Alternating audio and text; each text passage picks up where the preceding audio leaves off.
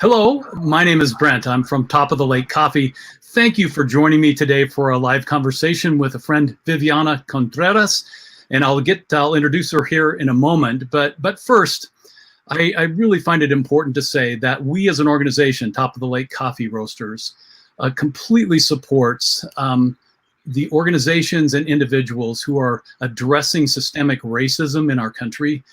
We believe that Black Lives Matter and that now is a time to focus on changing some of the structures in our society that have undermined the safety and welfare and thriving of people of color. So in spite of all the things that are going on, we also feel it's important to continue to provide you insights into what is happening in a wonderful village, San Juan La Laguna, and to provide an opportunity for the voices of different key people in that community to communicate to you what is happening with them. So in light of that, I would like to introduce to you Viviana, who works with Centro Maya, which is a wonderful service, and she'll explain more about that. But welcome, Viviana, and please tell us a bit about yourself and what's happening in San Juan La Laguna. Okay, thank you so much, Brent, for the opportunity to talk about our organization and also about San Juan and what is going on here. So I am from the city. I came to work 2 years and a half ago to Centro Maya as a development manager and fundraiser. So I've been here for 2 years and a half, but I knew the organizations back like 9 years ago. So I knew about their work, and sometimes we work together in alliance with other programs. But it was since 2018 that I moved to the lake with my daughters, my three daughters. So now we're living here in San Juan, in the beautiful and colorful San Juan.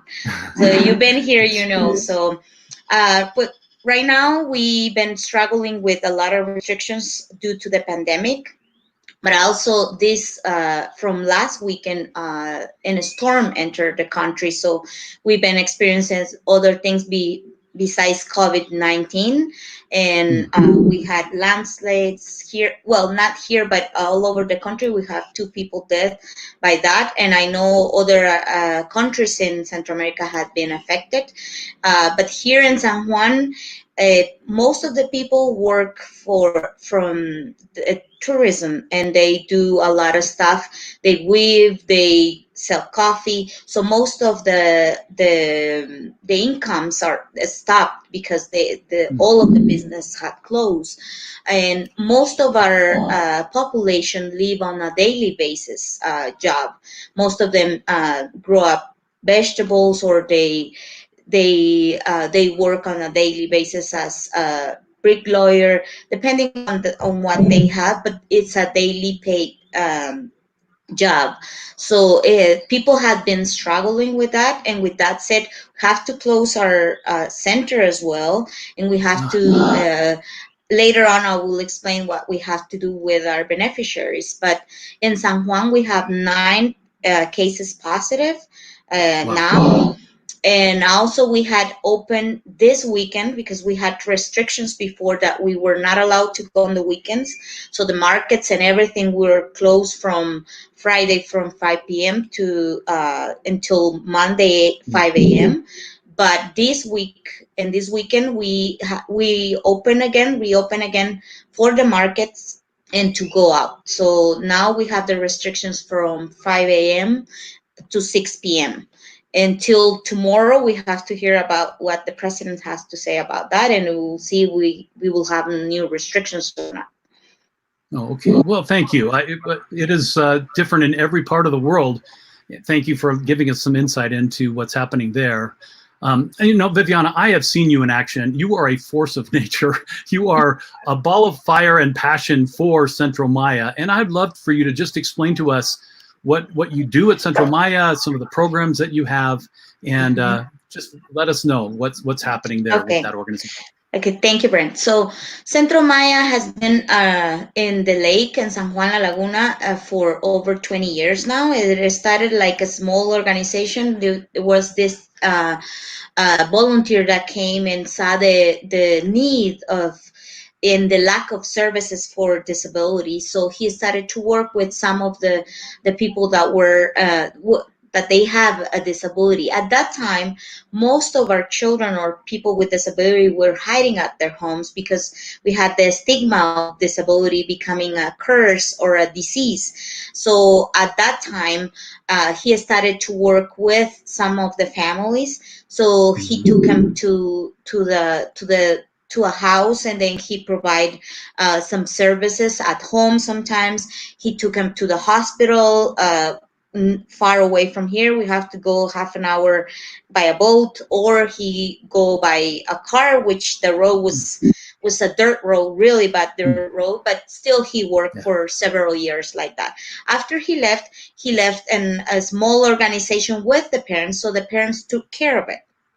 But it was not until 2010 that 2010, sorry, that we started like Centro Maya Servicio Integral, and we started to provide most of the service that we have right now. So we have different programs, and I will explain about. But first of all, we want to care of the dignity and the quality of life of our beneficiaries. That's which we stand for. So for us, in a country like this, that we live with discrimination as well, and people with disability are not they are really discriminated by people because people have not the knowledge of what disability is.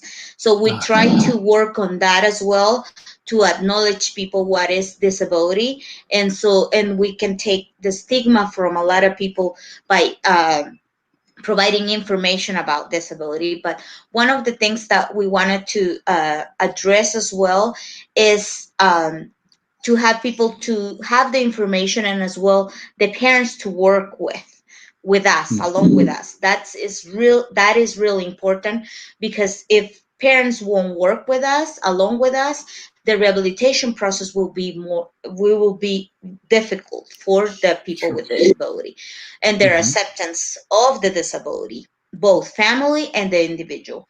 So what we do is that we do a yearly plan for each of our beneficiaries. So we plan twice a year, one in January when we start, and one at the middle of June. So what we do, we have individual plans for everybody, and depending on the disability, that's how they're going to go to the different areas that we have. So we have different areas. We have education area, which covers early stimulation and all of the education. Some of our children won't go to school, to a regular school, because we don't have teachers that are trained to, and they are capable to work with the people with disabilities. Some of them are already going to a formal education program, but with the help of the staff from Centro Maya.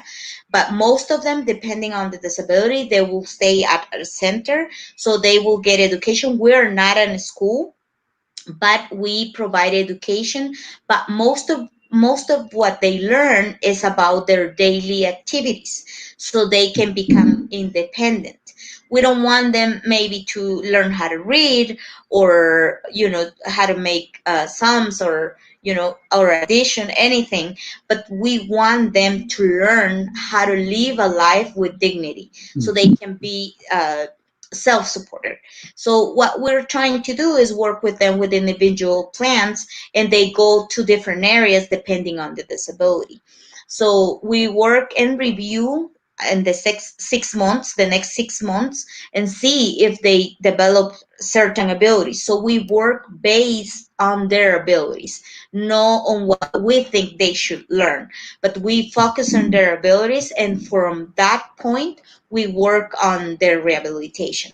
So they can go into the education program, but also we have the area of therapy, and in the area of therapy we have psychology, and we have physiotherapy, and speech therapy. So we work along with them, as I said, depending on the disability what they have. So what we're trying to do here is to have, as the name of Centro Maya Servicio Integral, integral services. That's what we're trying to work with our beneficiaries. So besides that, we have a program that was at the beginning, our teacher was trained.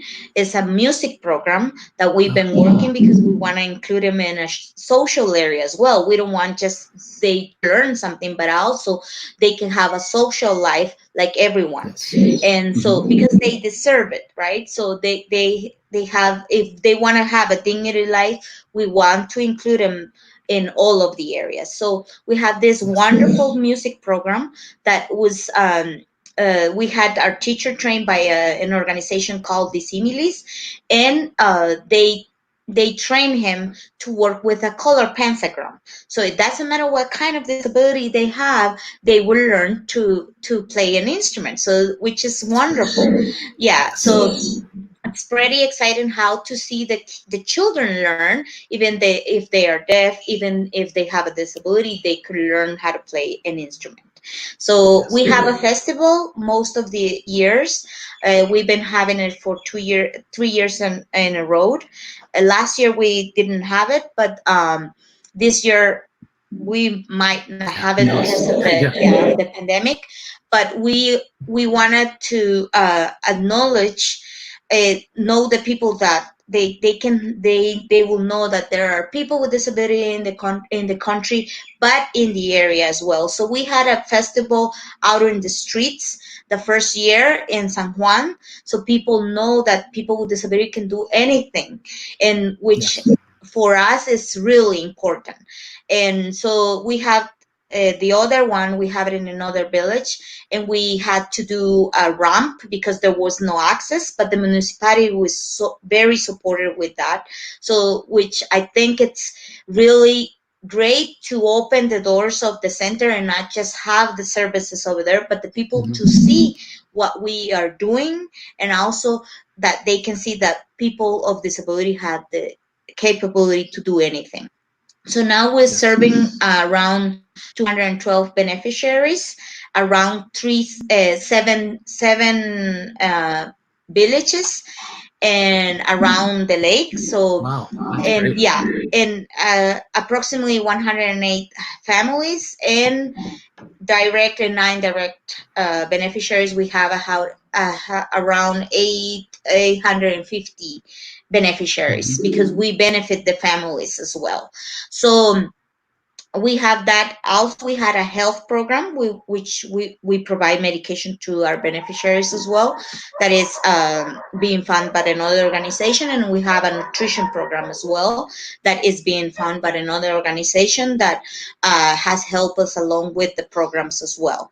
So we have a complete program. So what we have is that the children come to the center. Most of them come all day. Some of them will come from just half hour of the day.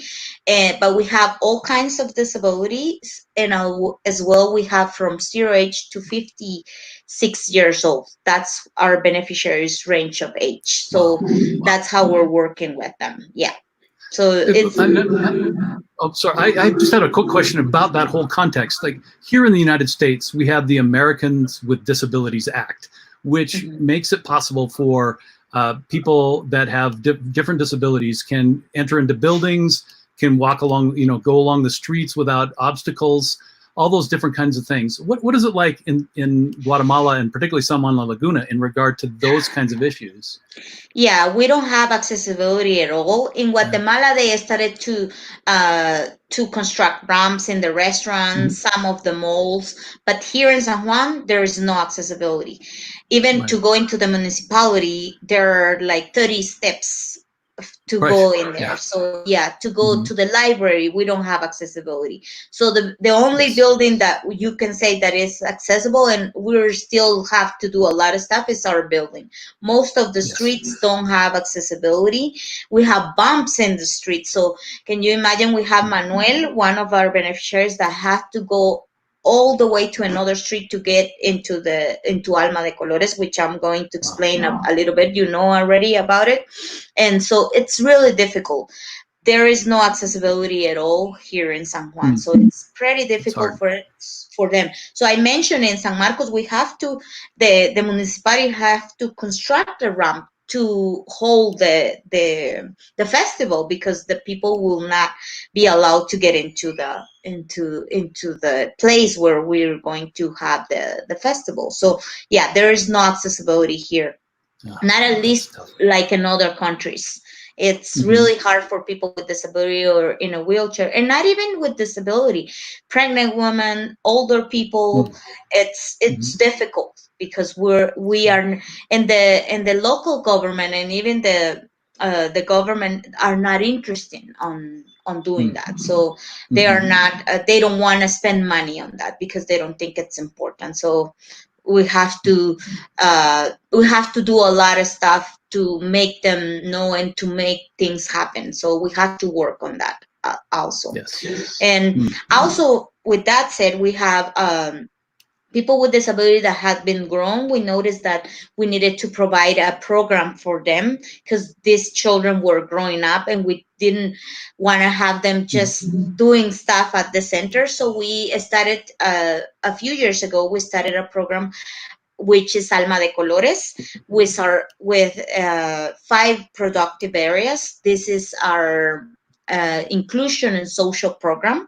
So people with disability can learn something to do and to work with, because there are not opportunities around the lake. Some people know that they need to help people and hire them, but it's hard for them if they are not trained. So our 5 productive areas is a vegetarian restaurant and coffee shop, a bakery, a handcraft, and a sewing the shop, and also organic gardens. So what we do is we have the people with disability. We have 25 people with disability that had grown up from teenager to an adult age, and they work in the different areas, and they get a scholarship, and also they get a health box where they can get the ability to buy medication if they want, or they can have it cheaper, for a cheaper price. But now with the pandemic, we have to close our doors.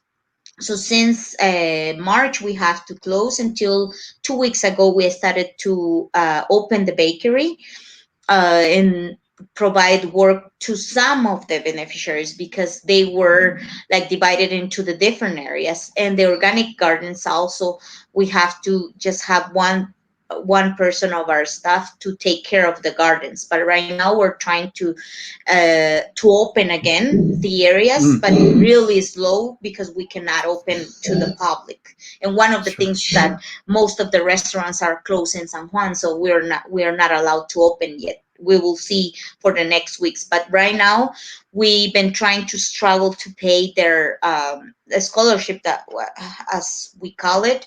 We try to pay them by hour, but the hour of work, and also in the handcraft and the sewing shop, they will get the payment by product. So that's how we manage the payment with them. But right now, we're trying to look for another funding to keep paying them, because we know they need the money for them and for their families. Yes. Wow. So for Alma de Colores, you've built a good clientele over the years, because I've been there with people. We've taken a tour of the organic garden, and then the food is spectacular. And you have a graduate of your program that manages that whole restaurant. Isn't that correct? Yes. Tell us a little bit about him. Yeah, so Pablo was well, he left 6 months ago, but now somebody else is working. But he began with us like when he was really young, and he started to work to have his rehabilitation program. And after that, he was part of Alma de Colores as an inclusion and labor program, and then he became administrating. At the time you were here, yeah, he was already administrating. He's working in another now in a company. So that was where I was telling you, we want them to be in Alma de Colores for a while, and then go out and see how to work in another places. That's great. Because that's what we want. We want to include them in the society, because we don't want just to have them in Alma de Colores all the time, and they will not develop other abilities if they work on other companies. So we've been in touch with him. Actually, I'm going to explain about a food bag that we've been delivering to the beneficiaries, and he was part of one of our beneficiaries, even though he's not working with us right now, because we know he's not working at all. So since we had to close our doors, we've been working with the teachers and with the therapists, with our beneficiaries, with certain materials so they can work at home. So before we close the doors, we provide the parents with some materials so they can work at home during the pandemic, because we know we cannot stop our rehabilitation process, because otherwise we will have problems when they come back or when we open. We don't know how much or how long this is going to last, so we need for them to keep their rehabilitation program. As I say, we have this plan for 6 months, so we need to continue on their planning. So the teachers and the staff has been working with that, and along with that, with our nutrition program and the organization that is funding our nutrition program, they provide us with some funds so we can provide a food bag. And so we had like a lot of yes, and it was really great. The families were really grateful and happy about getting a food bag. So we're trying to provide it every 2 months. So it includes corn, beans, rice, pasta, and some of our nutrition beverage, so they can provide to our children, because now that they are not coming to the center and they are not getting their nutrition program, because before in our nutrition program we were providing 4 meals a day. So we will have a breakfast, we will have a snack and a lunch and a snack before they leave in the afternoon. So now they are not getting all that nutrition, and so we needed to have something else. Also, we provided 2 bottles of hand sanitizer, because most of our villages don't have water services. So we decided that for our context, it was better to provide them with hand sanitizer, and instead of providing soap, and they didn't have enough water to clean their hands. So yeah, so we're trying to work in our context, because it's different. And so sometimes with some parents, they might have WhatsApp, some of them won't have. So everything online won't work with our beneficiaries. With some will work, but not with all of them. So we're trying to work on rehabilitations based on the community. So we that's the way we're trying to work. And we added this year San Marcos to work that way, so the children will not come to the center all days, but the staff will mobilize to the place. So that is making it easy, because at least people it's used to not coming to the center, but we are going to the places and provide the services over there. So that's what we've been working right now. And as I said, most of our programs had to stop, but some of the programs are still working. And we've been doing follow-up calls, videos. The teachers I are sending videos and materials when we deliver we were delivering the bags. We also provide the materials so they can continue working at homes, because for us it's really important. And yeah, and also we have to keep ongoing our productive areas, as we've been talking. For us, it's very important to people to buy our products, because otherwise we will not be able to pay their scholarship for the people with disability, and they were counting on it. Also, we have to make from June and on, we will have to make a reduction salary for the staff, because we are not fundraising as we were before, and I'm in charge of the fundraising. But right now, people want to concentrate in other things and other activities that we did locally. We could not do it this year. We will not be able to do all of these things that we were fundraising at the time. Right. Yeah, the basically the freezing of the local economy, again, based on tourism, that has just really severely hampered your Yes. efforts, and really raising funds, and because you're not a business, you're a nonprofit organization, right? Like Exactly, you exactly. rely on the donations of people. And also, you mentioned that our restaurant, most of our restaurant, because it's vegetarian, most of our clients are foreigners. So Oh, we right. had to stop all the groups. You came with several groups last year, which this year is, I don't think it's going to happen. So we have all of that stopped. We have several groups for the year that goes into the restaurant and get our services there as well, and buy our handcraft items, and well, they spend money on that, and then that will help to support the program. Oh, okay. Well, yeah, let's talk a little bit about that, like donations. If people are watching this and they really want to kind of come alongside and support, how can they do that? And what would if they donate, what would it go to? Okay, so thank you. So we you can support the different programs, the education program, the therapy program, the music program, depending on, because we still need to be running these programs. And with Mm-hmm. that said, it's so hard sometimes to get salaries, and so that's why we make it like a program, and we decide that the funds will go to the rest of the program, like not just to salary, but to materials, to everything. So we need from in-kind donation, we need medication, didactic materials, school Mm-hmm. materials, diapers, anything that will help us. Because remember that we have people with disability that has CP, cerebral palsy, and they Yeah. will need all the time. So that's one of the donations that we need. But also, of course, we need monetary donations, and you can donate on our website. There is a button that you can click and donate, and then that will go directly to our organization. And also we have an account that you can do a money transfer, and but this money will go to the programs, to every program, so that we can keep running these programs, but because without people we cannot run the programs also.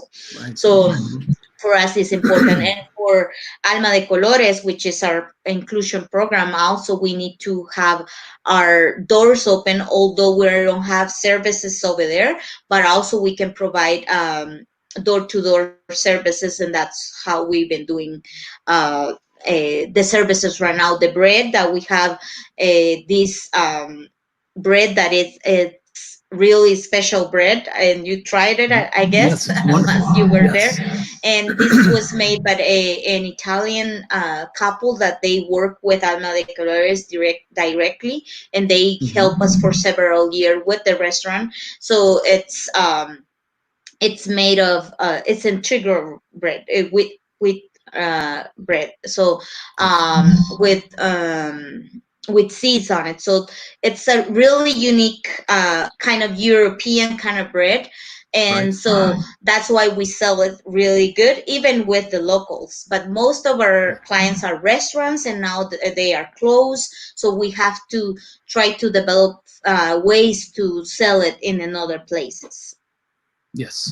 One of the ways that we've tried as an organization to uh, provide support is we donate for every order that we sell of coffee. We donate a meal through Alma de Colores to a person in need there, and we're going to try to ramp up and purchase as many of those meals as we possibly can to provide a trickle of income for the organization, for the people that prepare it. Those are just really simple ways, but Alma de Colores and Centro Maya in general are really doing a lot to build up the community and provide needed supplies and support in the community as well. So really impressive what you do there. So Thank you, thank you, thank you so much. And I know that there are many ways to help as well. We were talking about, yeah, we can sell the meals, and then well, we can sell the meals to the organization or to anyone that wants to buy a meal to people from San Juan, and then we can still provide a meal to people that don't have many things. I remember that that there are many older people that the family is not here and they might need a meal, or people that don't have a job right now, because as we were talking, tourism has stopped, and most of the people was without a job, and they don't have the income that they will have before. Yes. Yeah, and that is that's the challenge, because there's no end in sight necessarily, right? Like, even when restrictions are lifted, tourism must come back in order for the economy to begin to function again. So Yeah. you are, even in the midst of that, we can donate financially or other materials directly to you that will keep at least a basic level of supply going for your clients, which is a really critical thing. And Exactly, again, exactly. thank you Any for doing that. donation will make a difference here, and most of it because people with disability are not taking like the government is not taking actions over their wealth or their dignity or their quality of life, so it's really hard. And if Right. you want to go into the government, there is a lot of bureaucracy before you can get anything from them. Right. Oh, And yes. yes, so that's why we don't work actually along with the government. We get donations from other organizations and with individuals. Yeah, and I think what I really love about Central Maya and how you do your work is a willingness to ask, and to give people an opportunity to support. I know a person that came with me in a group who ended up donating an adaptive stroller for someone that had Exactly. outgrown that parents couldn't carry anymore. It's things like that that are very practical, that are ways that we might engage and support the thriving of Central Maya and the people that you work with as well. So Exactly. that's good. Exactly. There are so many ways that you can help because there are Mm-hmm. so many needs as well. So yeah, it's always coming. There are things coming. There is a new thing coming. It's an emergency, and right now we have this pandemic that we have to take care of our beneficiaries and that they can stay home. But at the same time, we know they won't have everything that they have when they come to the center as well, and we cannot go to the villages that often because of the restrictions as well. Yes. Wow. Well, you've given us a lot of really good and helpful information about what you're doing with such a critical organization. I can't express my opinion highly enough of what you do. I've seen it in action, and I think you provide hope. Not just hope, you provide skills and a pathway for people with disabilities that really have been ostracized and kept out of the society, and you provide a pathway for them. And thank you so much for that work. I know it's ongoing. You're tireless in your pursuit of that. You work very, very hard. And I just want to say thank you for being willing to share your story and your passion with us today.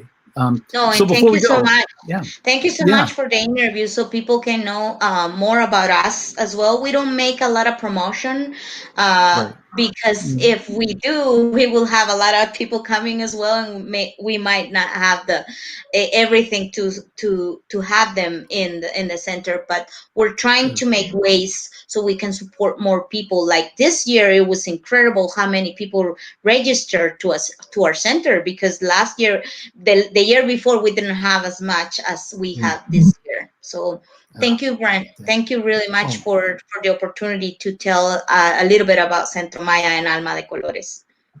well, Viviana, thank you. You're such a delightful person. It's great to have a conversation with you, and all the best to you and Central Maya.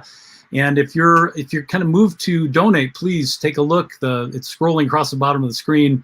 Go to the website and click on Donate Now. So, Viviana, I look forward to further conversations with you. I want to hear more, and hopefully someday we'll meet face to face yet again. Yes, hopefully we can see each other. I hope Okay. it will be this year. Thank you, Brent. Have a nice Thank you, day. Viviana. Thank Okay, you. You too. Bye-bye. bye.